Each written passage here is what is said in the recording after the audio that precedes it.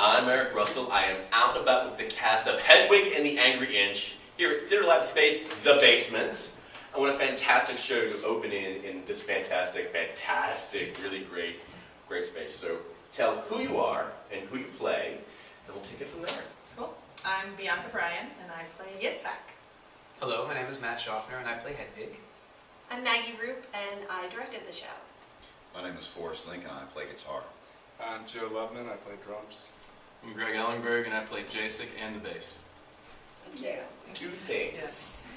First, let me say, this show has everything that I love in the world. It had glam rock, it had amazing music, it had drag, it had wigs, it had glitter and mascara and rock music and drag. And drag one more time. And drag one more time. But this is an out and about episode, none under the wig. But Hedwig and the Angry Inch, I first saw the movie back in 2000 and something, and I never made the connection that this was a musical play beforehand. And then when I was doing some more research, I went, David Bowie was involved in part of this funding for it, but it has all that feel of that 80s and 90s and Berlin Wall coming down. It has that Patti Smith edge and that David Bowie and the glam rock parts to it. Coming into this, how many of you knew what this show was before it hit the boards? Anyone knew? Okay. Starting with Hedwig, because I see Hedwig as like 3 different people.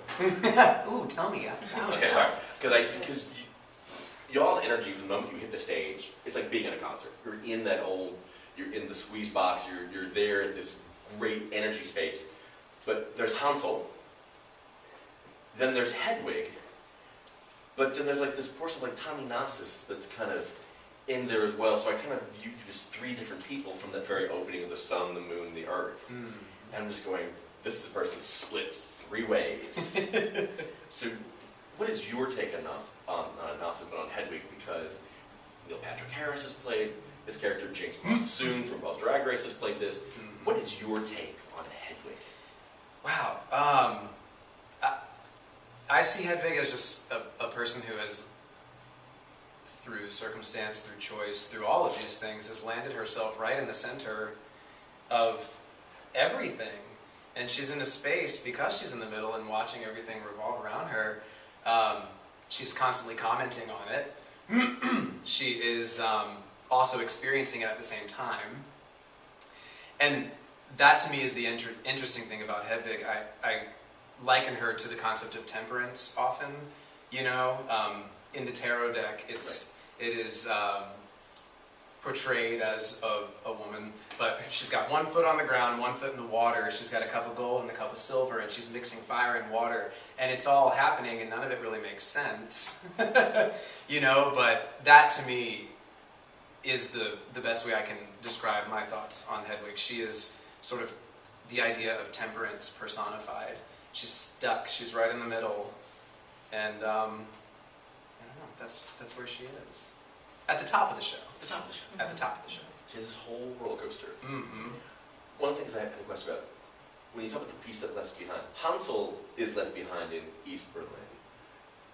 And we never, that child, that person, we never really get to see Hansel again. Right. They're truly cut off and completely gone. Mm-hmm. Is there still a remnant in Hedwig's head? Not physically, we know there's a physical aspect, but mentally is part of Hansel still somewhere inside Hedwig, but maybe just locked away? Yeah, absolutely. I mean, we are a product of our experiences in a way, you know, so you can't completely sever yourself from them. She tries. Sever. Wow, that's not a word. Yeah. She tries to leave that behind, but then she's confronted with Tommy. And there is, I think, a reflection of what she sees herself as in the past. So she's forced to confront it, and she doesn't realize it at first, but by the end of the show, she realizes that she is in love with that person. Whether it's her, whether it's Tommy, whether it's whatever, she's in love with that idea, that entity. And if I may, I think because Hedwig has included Hansel and that part of her life in her story that she tells. And that is such a big chunk of the script. I think that she does still feel very connected to that part of herself. And I think she sees that that person sort of as part of herself and also as like a separate person that she feels very nurturing towards and empathetic towards, almost like that past version is another human that she has to kind of like clutch and keep close to her so that she doesn't forget who she was and where her history is. Well, I think the name Hansel, because we think of Hansel and Gretel, and here's this candy, and it's like very, I think very appropriate and such. But I just thought, here's this almost like this really sweet, innocent kid. Yeah. Who's really just kind of led astray a bit because they're like, Mom just wants him out of the house. And here's this person who's like, well, you're kind of what I want, but I want to change you. And also Hansel and Gretel, they yearn to get away from home, but they have that one little thing. They've left themselves a trail back. Yeah. They don't want to get too far. They don't want to get too lost. The relationship between Yitzhak and Hedwig, that dynamic, because they have that kind of bitchy showman, we're in the same band and I love you and I hate you and same thing. We don't really get to hear a lot about Yitzhak, so give us a little more of Yitzhak's backstory. And Well, you were amazing, because I was like, it's a girl. hey, that's what I want to do. I want to fool people. It's like, yes. Yeah. Well, it's interesting because this role there is really, when I get cast in something, I'm like, okay, let me see what's written about it. And then I did that, and there's really nothing. There's no wrong. So we really did our own research and developed the backstory of the characters, which I think is pretty accurate by the way we did a timeline and what was happening in Serbia, and Serbia was right next to Yugoslavia, and so we decided that's when we met, and then I had to leave because there was a revolutionary war going on at the time. So I believe, he gave me an out, and that's why I came to the States with him, and then it all went wrong. But, like you said, there is a love and hate, and I fall in love with Hedwig, and I hate him, and I love him, and it goes back and forth, back and forth, back and forth through the whole show because we have this musical connection that always brings us back together, I feel like. Because I grew up at that time period. I was in high school when the wall came down. That was huge. Yeah. So I was there, going, wow, this is major because we never thought this would happen within, our lifetimes. And so I'm thinking, that's momentous. You have a reunification of a city that was torn apart by war, and you've got people that are being reunited after all these years. And the 80s and the 90s was a lot of that energy and stuff. And so I think when the show first came out, when the original cast actually made an appearance on the Rosie O'Donnell show, the powers that be would not let the main character rip his wig off to show that it was actually a man singing this part. Oh, Interesting. Wow. Because Rosie said, well, I want them on my show. And so as soon as the guy who was playing Hedwig, whose name I can't remember even though it's written in here, pulled his wig off, they cut the feed and went to commercial. Wow. That's crazy. Well, thank God things have changed since I know, then. but that was only 99. 99. So that's Do you think of as Hedwig as a drag queen, or how do you think of Hedwig? I do not think of Hedwig as a drag queen. I think Hedwig is she's wearing a costume because she feels that she needs to almost over-exaggerate what she is. But when she gets on stage, she's not performing drag, she's performing everything that she is. You know what I mean? She's Hedwig 24/7. This isn't just a step Yeah. on stage. She's always Hedwig. Yeah. This is how she lives her life. Yeah, exactly. I don't know, but that's really kind of a tough question. Because she can be perceived that way. You're watching what is, you think, a man dressed as a woman performing in front of people, but for her, it's about the urgency to tell her story right now, tonight, because this person who wronged her is right out there, and he's getting to reach more people than she ever will. you know. And he so said, I left her behind again. yeah, and so she's got to grab on to every last opportunity to tell the world about herself and how she became what could be misconstrued as something else. And this, because it's a story told through music, there's some amazing songs in here. And tonight I heard a song that I had heard years ago and played in my head, and it's, pulled the weight down from the box. And I'm going, where have I heard this song? I went, I know this song. Yeah, I've heard this I love one. this song. I know the words of this song. And so I was like, that's one of those songs that I think I've heard outside the theater as well. Like somebody else did it. I was like, I know this song, but what show do I know it from? Yeah. And so that's a testament, because you guys were rocking it out, and I was like, yes. Mm-hmm. As the band, you were amazing, amazing. Thank you. What's your favorite song that you play in this? Do you have a favorite? Go down the line, I guess. Wig in a Box. Wheel box? Yeah, mine used to be the like hard rocking ones, and then it became Wig in the Box. There's 3 votes for Wig in a Box. Yeah. I'd actually have to say the final one, Midnight Radio. Midnight Radio. It's very emotional. Yeah. It's a very powerful moment. And, showing the dichotomy between Yitzhak, I think, is a very focal point in this. And being able to play that is very emotional as well. And tonight you could feel the energy. I mean, people are like, wow, that's powerful. Mm-hmm. What's your favorite? What's my favorite? Oh no. I have to pick a favorite. It's hard, isn't it? It's really It's hard. beautiful, right? Yeah, really. Well, I think, I think Midnight Radio is typically my favorite too. I just think that it kind of, I think it sums up everything about Hedwig and about Yitzhak. It's like their anthem. And I just think it's such an unusual and beautiful way to end a show. It doesn't wrap everything up. You're left It with just questions says, like, what happens exactly, after it this? just says, okay, we're finally going to say this is what's up.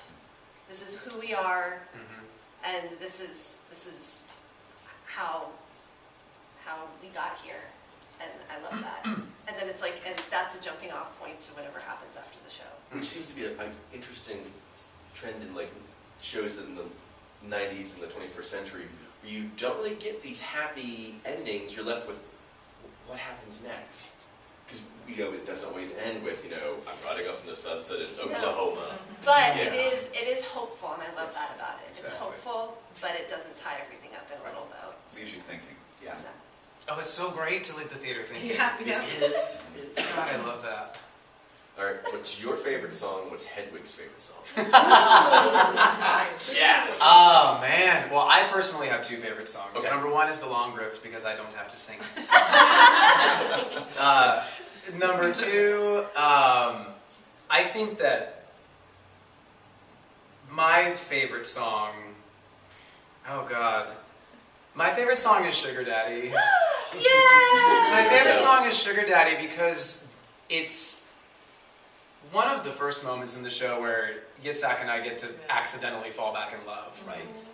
We there's just a point where I go over and I'm like, oh, just come over here, and that's kind of the first part where we get to show the audience what the heart of our relationship is really about and why we haven't split up yet. I think Hedwig's favorite song is Tear Me Down. She gets to come out and shock and get in your face and kick and be a punk rock glamorous bitch. That's my second favorite. It's just in case. And she has designed that song to be very theatrical and it's very much a performance. That's her opening anthem. That's Yeah. I am here, Yeah. and that's amazing. I'm here and I'm this, and what are you going to say about it? Right. What a way to open a show. It's Yes. just so Oh, that's so exciting to do. And you enter like this is a rock concert. You're in the place. You're like, okay, where? You're like, Boom, here we go. okay. Let's get it together. What's $1? It's like, I'll tip you. Somebody had to hand me $1. That's happened. Oh, all right. There you go. Yeah, it went in his mouth. He put it in my mouth. During Sugar Daddy, actually. Yeah. Yep. What's more appropriate? That's fantastic. That's why we love live theater. Oh, yeah. Always different, but the energy's fantastic. Your favorite song in Yitzhak's favorite song? Well, this is going to be boring because they're the exact same. as Matt's, and Hedwig's, but probably for different reasons. Okay. Well, no, Sugar Daddy, exact same. And that happened organically because it was very hard to, when we first started rehearsals, to know that we're on the brink of separation, but then we do this whole thing together, and where is the love? And it started to just happen organically with that ridiculous bee thing. I love her. She's so silly. and that really just happened, and then it just became, more and more of a moment where we actually, were back in love for that moment.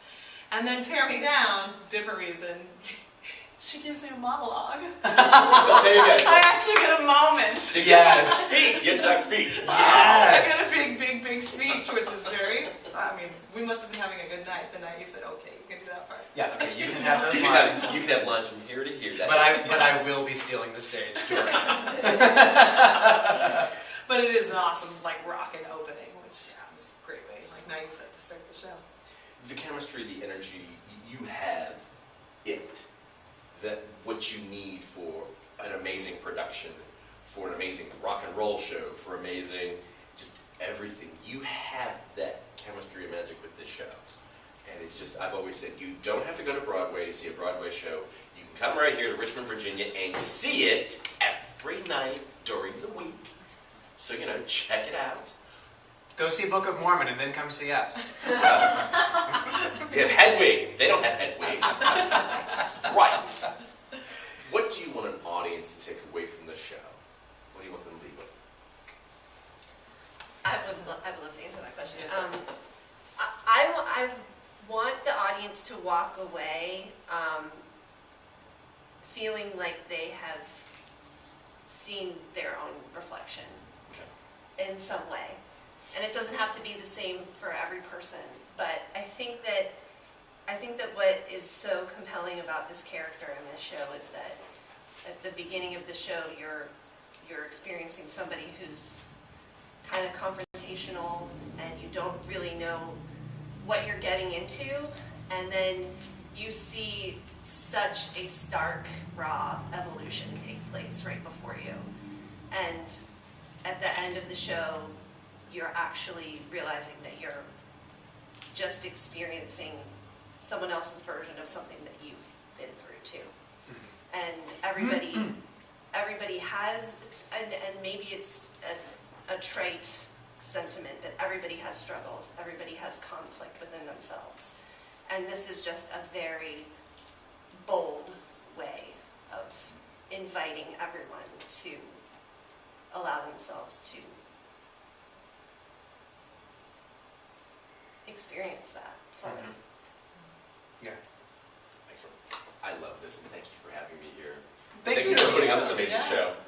Now, the basement is still under construction, but you can help out. So you sugar daddies, you can check out their website at theaterlabrva.org. They've got a great wish list of things they need. Or you can check out when the show's running, but it does run out October 30th to November 29th, so you get tickets there. Do not miss this show. It is amazing, glam, rock, drag, everything you want in a show. You got it all. And it's a third of the price of a ticket to Broadway. That's right. You don't have to take out a third mortgage. And it's right here, in your hometown. RBA. That's right. RVA! It's local and organic. That's right. It is. That's right. I'm Eric Russell. I am out and about with the cast of Hedwig and the Angry Inch here at the basement with Theater Lab, RVA. You never know where I'll turn up next, so tune in next time. See ya.